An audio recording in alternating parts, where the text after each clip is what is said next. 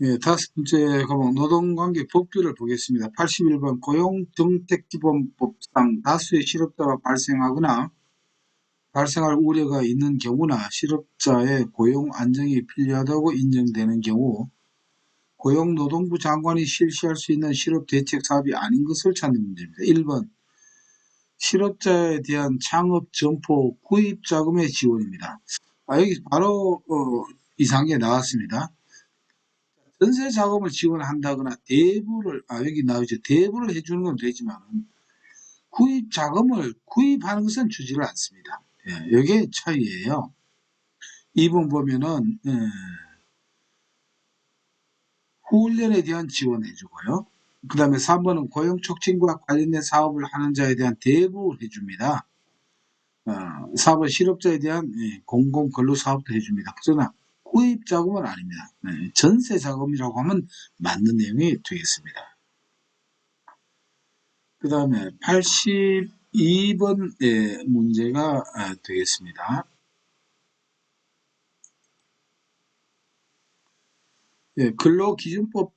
근로기준법상 임산부의 보호에 관한 설명으로 틀린 걸 찾는 문제입니다. 이 근로기준법이라든가 관련 이 법규는 해마다 바뀌는 내용이 많아요.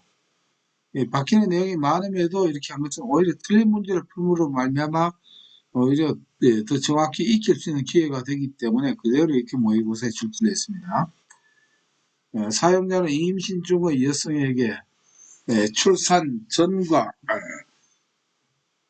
출산 후를 통하여 90일 한 번에 둘 이상 자녀를 임시하는 경우는 120일의 출산 전후 휴가를 주어야 합니다. 전에도 주고 후에도 줍니다. 2번 그러니까 전체가 며칠입니까? 90일이죠.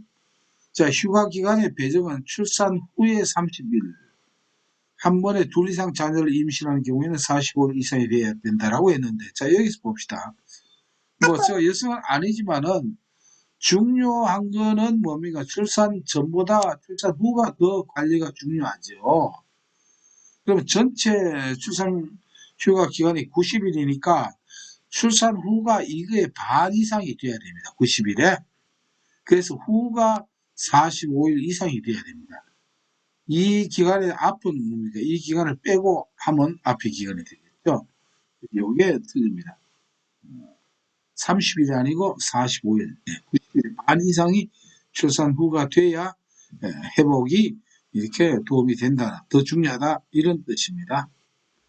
그러면은 이 나머지 내용은 맞는 내용이니까 그렇게 정리를 하면 되겠습니다. 83번입니다. 근로자 직업능력개발법상 직업능력개발훈련의 기본 원칙에 대한 설명으로 틀린 것입니다.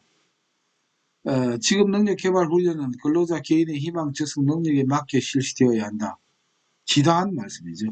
직업능력개발훈련은 근로자의 생애에 걸쳐서 체계적으로 실시되어야 된다. 3번 직업능력개발훈련은 모든 근로자에게 균등한 기회가 보장되도록 해야 된다. 네. 이거 보면 다 맞는 내용이니까 그럼 4번이 틀린 내용이 되겠는데 뭐가 틀리는가 봅시다. 직업능력개발훈련은 학교 교육과 관계없이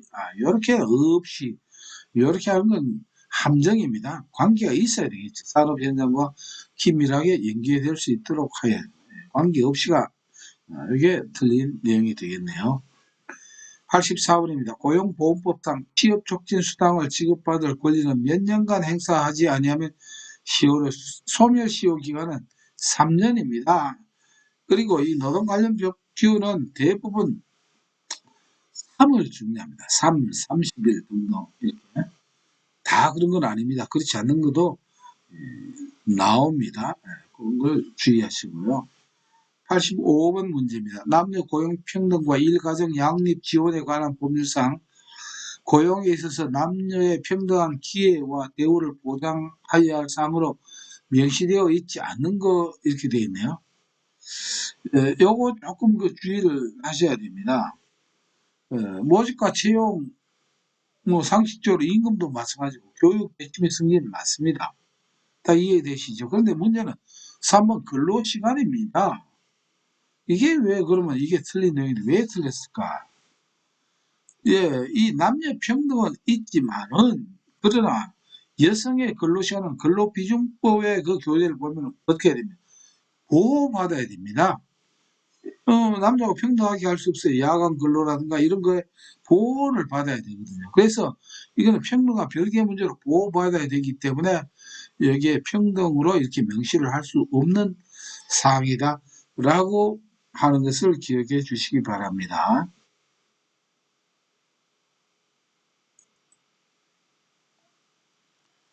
86번입니다. 근로자 직업능력개발법령상 직업능력개발 훈련의 구분 및 실시 방법에 관한 설명을 옳은 것입니다. 미리 한번 정리를 해드릴까요? 직업능력개발 훈련은 크게 두 가지로 나누어집니다. 훈련 목적에 따라 분류가 되고요. 그다음 훈련 방법에 따라 달라집니다.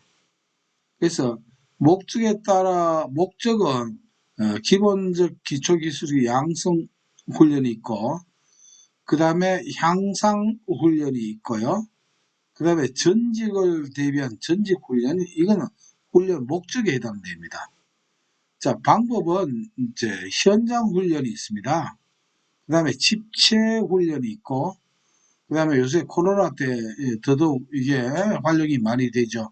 즉 원격 훈련이 있습니다. 원격 훈련. 그리고 요 가운데서 방법 중에서 이거를 두 가지 이상 한꺼번에 할 때 이것을 뭐라고 하느냐 하면은 혼합훈련이라고 합니다. 그러면 결국 뭐냐면 혼합훈련은 뭐를 혼합합니까? 방법을 혼합하는 것입니다. 목적이 혼합되는 게 아니고요. 이렇게 한번 제가 초점을 정리를 해드리고 이 문제를 보면은 되겠습니다. 그래서 1번 직업능력개발훈련은 훈련의 목적에 따라 현장 훈련과 원격 훈련이 있다. 목적에 따라서가 아니죠. 이것은 방법에 따라서 이렇게 분류가 된다는 것이니까 이건 맞지 않는 내용이고요. 양성 훈련은 근로자에게 필요한 근로자에게 작업에 필요한 기초적 직무 수행 능력을 습득시키기 위하여 실시하는 직무 수행 능력을 습득시키기 위하여 실시하는 직업능력 개발 훈련인데 이게 양성 기초 수행 능력을 습득 이게 양성이 되죠. 이건 맞는 내용이네요. 네, 그러면 3, 4번도 틀렸다는 건데 그래도 한번 우리가 정리하는 김에 한번 보겠습니다. 혼합훈련은 전직훈련과 향상훈련을 병행하여라고 되어 있네요. 전직훈련은 뭡니까? 목적에 따른 훈련입니다. 구분이고 향상훈련은 역시 뭡니까? 목적에 따라 훈련 목적이죠. 자, 혼합훈련은 목적을 혼합하는 게 아니고 방법을 혼합할 때 혼합훈련이라고 하니까 이게 이래서 틀린 내용이다 라고 하는 걸 생각하면 됩니다. 4번 집체훈련은 산업체의 생산시설 및 근무 장소에서 하는 이것은 집체훈련이 아니고 이것을 현장훈련이라고 합니다. 이것은 집체훈련은 별도의 장소에서 모아서 하는 것입니다. 그래서 4번도 이렇게 틀렸다. 이렇게 정리를 하고요. 87번입니다. 헌법상 근로에 관한 설명으로 틀린 것을 찾는 문제입니다. 1번 모든 국민은 근로의 권리를 가진다. 2번 모든 국민은 근로의 의무를 가진다. 3번 연소자의 근로는 특별한 보호를 받는다. 예, 아까 그 여성도 마찬가지죠. 예, 맞습니다. 4번 근로기회 제공을 통하여 생활 무능력자에 대한 국가적 보호 의무를 증가시킨다. 참 함정도 애매하게 내놨네요. 자, 근로기회를 국가가 제공해 주니까 생활 무능력에 대한 국가적 보호 의무가 제공을 해 주니까 증가가 되는 게 아니고 뭐가 됩니까? 감소가 되어야 되겠죠. 네, 이런 그 함정도 우리가 알아놓으면은 빠지지 않는다는 것을 기억하시면 됩니다.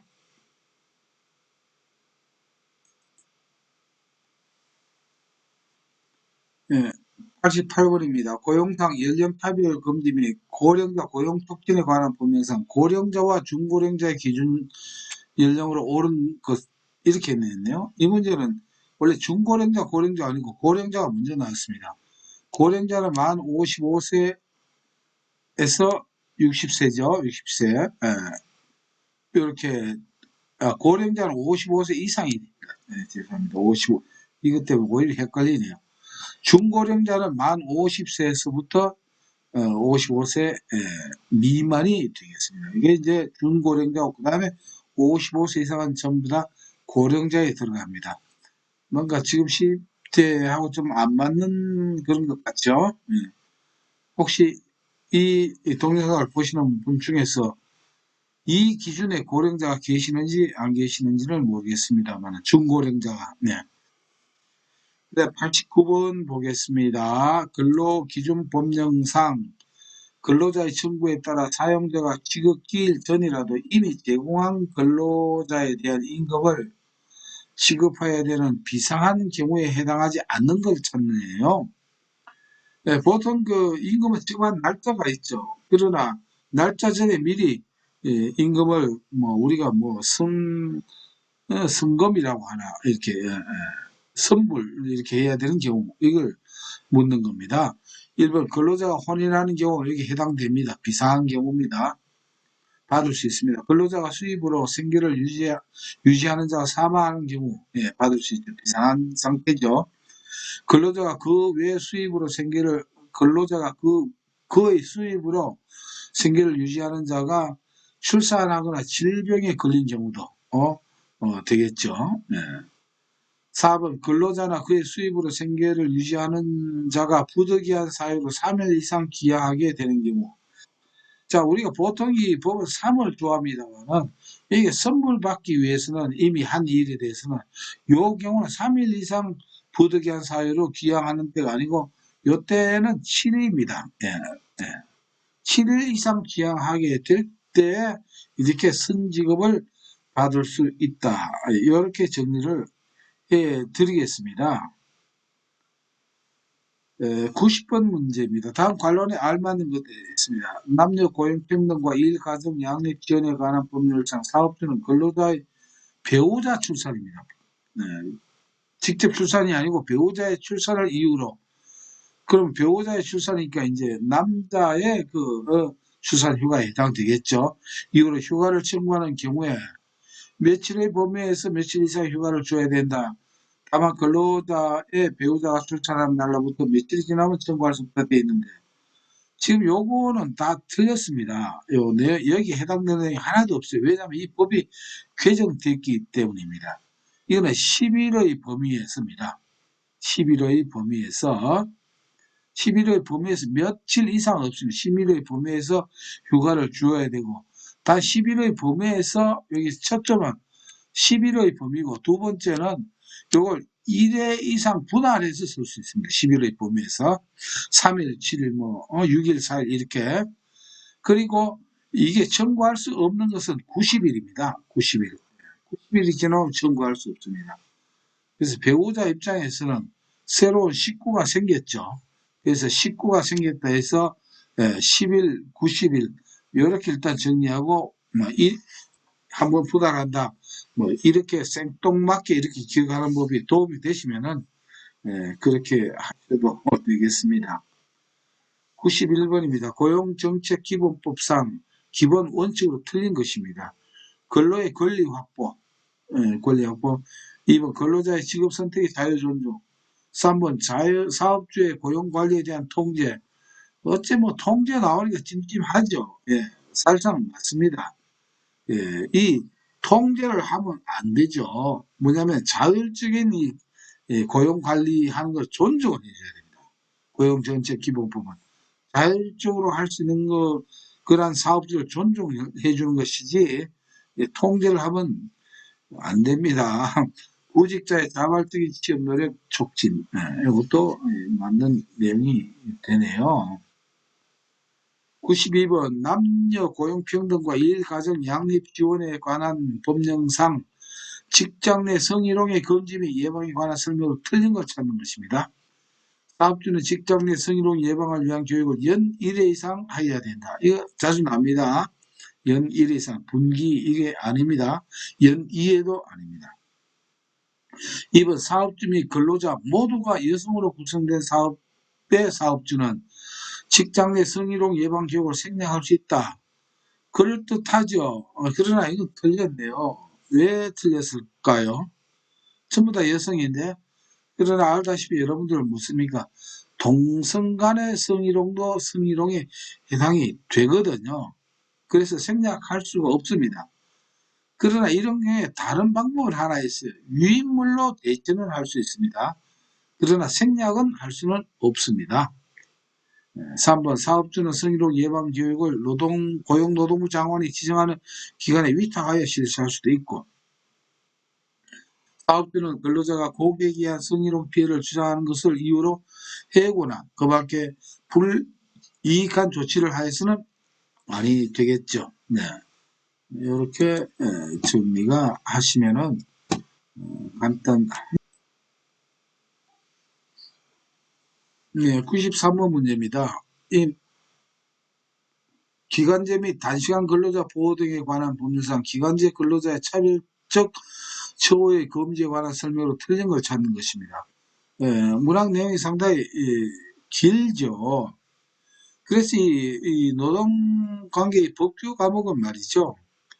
이걸 보고 이렇게 사색에 잠기면은요, 타임아웃 될 수가 있습니다. 아시겠죠?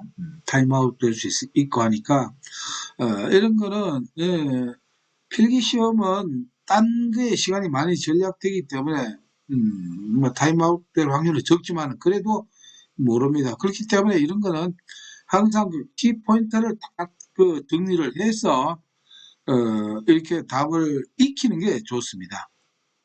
여러분들 그 교재도 틀린 답을 표시하는 파일을 별도로 카피해 올려놨거든요. 왜? 전부 다 알지 말고 틀린 답을 눈에 익숙하게 하는 게 그게 실질적으로 더 효과가 있습니다. 이 법조문을 말이죠. 법조를 찾아가면서 이렇게 할 필요는 없습니다. 시간이 많이 걸립니다. 볼까? 이것도 다 1, 2, 3번 보시면 이게 맞는 내용이고 이게 또 학습에 도움이 됩니다. 4번입니다. 차별적 처우가 인정될 경우 노동위원회는 시정명령을 내릴 수 있다. 이 경우 사용자의 차별적 처우에 명백한 고의가 인정되면 기간제 근로자의 손해액을 기준으로 2배를 넘지 않은 범위에서 배상명령을 내릴 수 있다는데 2배가 아니고 3배라고 요때 또 3차 좋아하죠. 네, 3배라고 하는 것을 기억해 주시고 이렇게 정리를 하겠습니다. 94번 문제입니다. 94번요. 고용보험법상 구직급여의 산정 기초가 되는 임금 일액의 산정 방법으로 틀린 거 나와 있네요. 이것도 쭉 보면은요. 1, 2, 3번 내용은 읽어보면 맞는 내용이에요. 근데 4번 볼까요? 산정된 기초 일액이 그 수급 자격 때 이직 전 일일 소정 근로 시간에 이직일 당시 적용되는 최저임금법에 따른 시간 단위에 해당하는 최저임금액을 곱한 금액보다 낮은 경우에는 최저 기초 이력은 이게 맞습니다. 이게 맞고요. 제가 착각을 했네요. 이 내용 읽어보니까 맞는 내용이네요. 2번 볼게요. 마지막 사업에서 이직 당시 일용 근로자였던 자의 경우에는 산정된 금액이 근로기준법에 따른 그 근로자의 통상임금보다 적을 경우에는 그 통상임금액을 기초이력으로 한다 되어 있는데 통상임금보다 적을 경우에는 통상임금이 아니고 이걸 평균임금액을 기초이력에 한다. 이렇게 정리를 하십시오. 평균임금액을 기초이력으로 한다. 통상임금과 평균임금 여기에서 바뀐 것입니다. 예, 이거 보면은 이 말이 말이죠. 법이 이법 나오고 날짜가 나오고 계산법이 나오는데 이렇게 요런 내용 나오면은 일용 근로자 나오고 어쩌고 하면은 바로 평균 임금액을 기초 이력으로 한다. 이렇게 정리를 하는 게 속 편합니다.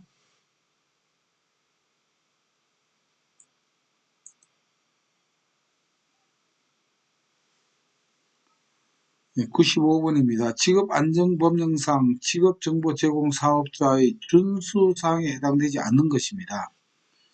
1번 구인자, 업체명 또는 성명이 표시되어 있지 아니하거나 구인자의 연락처가 사서함 등으로 표시되어 구인자의 신원이 확실하지 아니한 구인 광고를 게재하지 아니할 것. 네, 맞는 내용이죠. 이런 건 상식적으로도 맞는 내용이 되겠습니다. 누군지 모르는데요. 직업정보 제공 매체 구인 구직 광고에는 구인 구직자 및 직업정보 제공 사업자의 주소 또는 전화번호를 기재할 것. 이게 자주 나옵니다. 직업정보 제공 사업자의 주소 또는 전화번호를 기재할 이유가 없습니다. 이것은요. 네, 이거 나오는 거는 다 틀린 내용이 됩니다. 그래서 2번이 우리가 틀린 내용이고요. 준수사항이 아닙니다. 3번 직업정보 제공 사업의 광고문에 무료 취업상담, 취업추천, 취업지원 등의 표현을 사용하지 아니할 것에 맞는 내용이고 4번 구직자의 이력서 발송을 대행하거나 구직자에게 취업추천서를 발부하지 아니할 것. 이것도 맞는 내용입니다. 그래서 2번이 틀린 내용이고 96번 보겠습니다. 직업안전법상 직업소개 사업을 겸업할 수 있는 자는 되어 있습니다. 누가 겸업할 수 있을까? 여기에서 몇 가지 좀 포인트를 잡아 드릴 게 있습니다. 1번 봅시다. 공중위생관리법에 따라 이용업 사업을 경영하는 자, 이 겸업이 가능합니다. 이게 이용업은 겸업이 가능하다. 이렇게 각인을 시켜 놓으시는 게 좋을 것 같아요. 자, 2번 결혼중개업의 관리에 관한 법률에 따라 결혼중개업 사업을 경영하는 자, 이게 안 됩니다. 자, 여기서 우리가 결혼 뭐 주고 나오는 게 다 안 된다라고 하면 이것도 틀리는 경우가 있어요. 뭐냐면은 결혼 중개업은 안 되는데 결혼 상담업은 겸업이 가능합니다. 중개하는 것과 상담하고 다르다는 거예요. 요거 기억을 해 주실 필요가 있겠죠. 결혼 중매수는 이 업은 안 돼요. 근데 결혼 상담업은 상담소는 된다는 겁니다. 요 차이. 3번 식품위생법 시행에 따른 단란 주점 영업 사업을 경영하는 자. 뭐 설명 안 해도 안 되겠죠. 4번 식품위생법 시행에 따른 유흥주점 영업 사업을 경영하는 자. 이거 직업 소개 사업하면 안 된다. 허가 안 해준다는 거 이해되시죠? 그래서 1번 이용업은 가능한데 2번에서 결혼 중개업은 안 되고 요 문제는 안 나왔지만 결혼 상담업은 가능하다는 거 이렇게 정리를 해 주세요.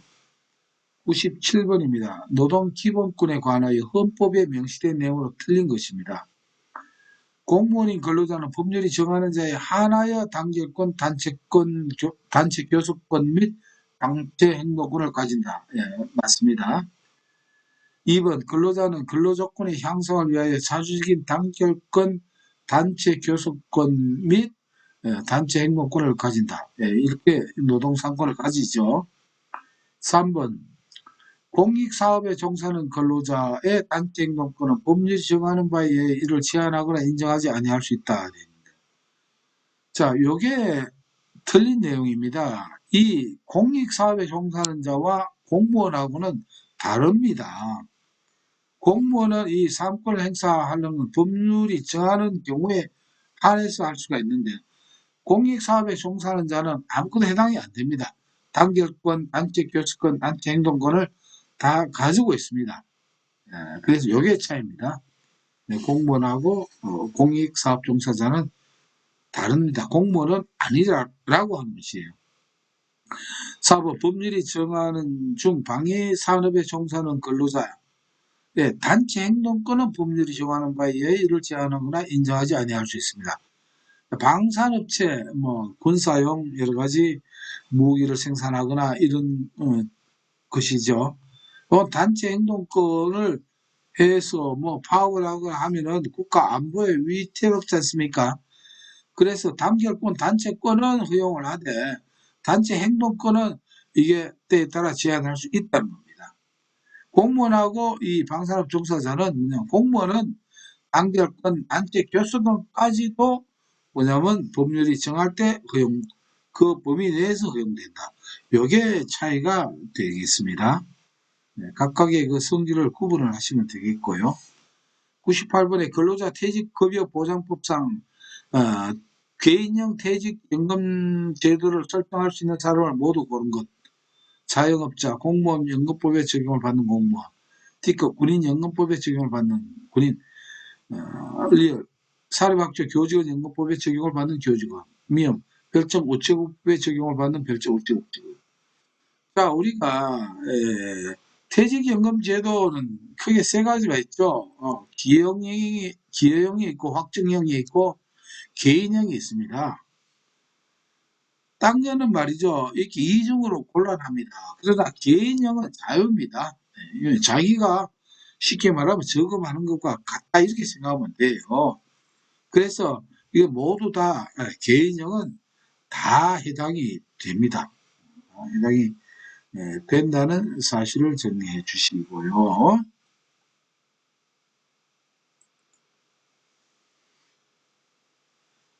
네, 99번 볼까요? 근로자 직업능력개발법상 제1호금에 관한 설명으로 틀린 것입니다. 이것도 1, 2, 3번 다 그것도 보면 맞아요. 근데 여기에서 저 눈에 들어오는 놈이 4번입니다. 끝에 말입니다. 항상 뭐 보시면 최고 보상 기준액이 상한으로 되어 있으면 최저 보상 기준 금액도 하한이 정해져 있는 게 맞습니다. 적용하지 않으면은 이거 뭐 어떻게 합니까? 상식적으로 안 맞죠. 한 번도 못 받을 수도 있다 이런 뜻도 되거든요. 이것은 법 취지와 맞지 않겠죠. 그래서 요게 하한도 최저 보상 하한 금액도 정해져 있다. 이렇게 정리를 하겠습니다. 마지막 100번 문제입니다. 근로기본법상 뭐 이상하네. 기본법도 맞다는 생각이 드네요. 근로기준법상 경영상 이유에 의한 해고에 관한 설명으로 틀린 것 찾습니다.